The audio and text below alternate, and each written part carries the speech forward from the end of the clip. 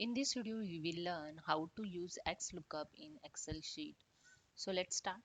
This is my Excel sheet. I have here some data, adjacent code, product name, monthly sale and total sales column. So here you can see the adjacent code and product name, and we need here the total sales. So I'm using here the Xlookup to find out the total sales as per the adjacent and product. So I'm using here the Xlookup is equal to Xlookup. Lookup value. Here lookup value have a two value, adjacent code and product. Both are the lookup value. We require the output as per the lookup value.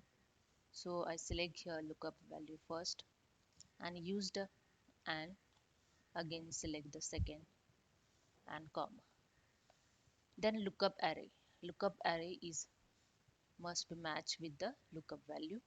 So adjacent code column. Again I use here the and second lookup array is product column. Then comma.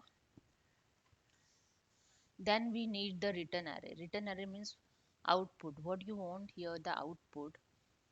So we want here output total sales as per the adjacent code and product name. So our output is a total sales. I select the total sales column and bracket close and just enter. Here you see adjacent code XYZ003 and laptop product.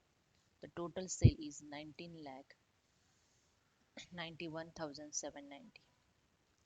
If I change here the adjacent code to and also product name, then you see here the total sales is show here as per the product and adjacent code.